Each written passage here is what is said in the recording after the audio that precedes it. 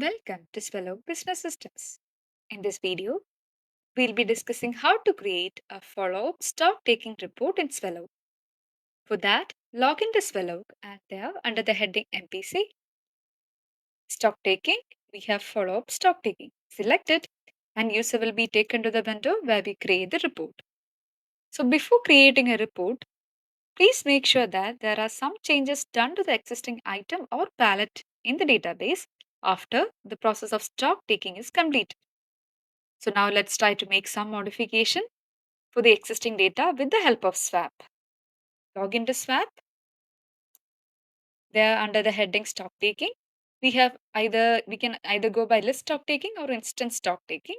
If you know a list number, go by that or else we can go with instant stock taking. Let's scan an item number here.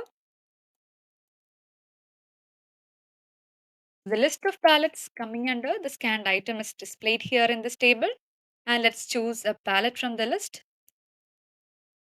Let's select the pallet number 1127, that is the first pallet. Please note the pallet number that you're selecting because we'll be referring that later. Select 1127. So the information corresponding to the scan pallet is listed. Now let's try to change the quantity from 707 to 700. Save the data.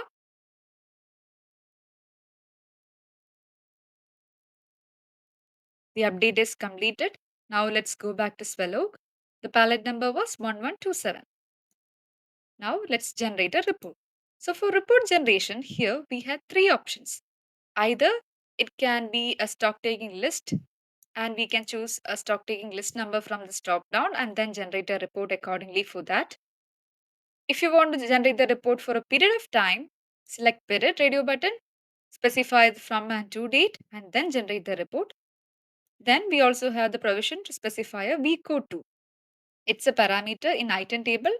The user can select it if that is a requirement. Now, for the time being, let's go by period.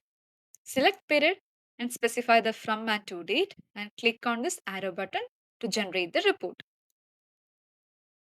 So all the changes done in the system for the selected range of date will be displayed in this list of report. Now, after the report generation, the next step is printing the report. So for printing, we can either mark all and then print it or uncheck all and go by individual selection. So as you remember, the palette that we had selected was 11274 for which we had done the update. Now we have an entry corresponding to 1127. The present total quantity is 700. Previously, it was 707. So the change in quantity will be there and the last row will be showing the total change. So these are the changes done.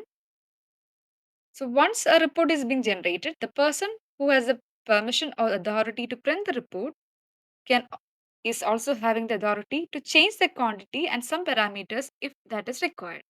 If an update is to be done here, that is why we had the provision or an extra column for update.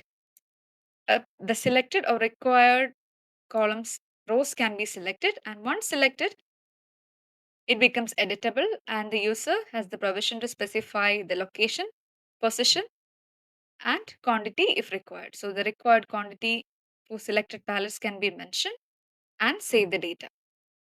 So this is how we create a follow-up stock taking report in the system. Hope it is clear to you all. Thank you for watching.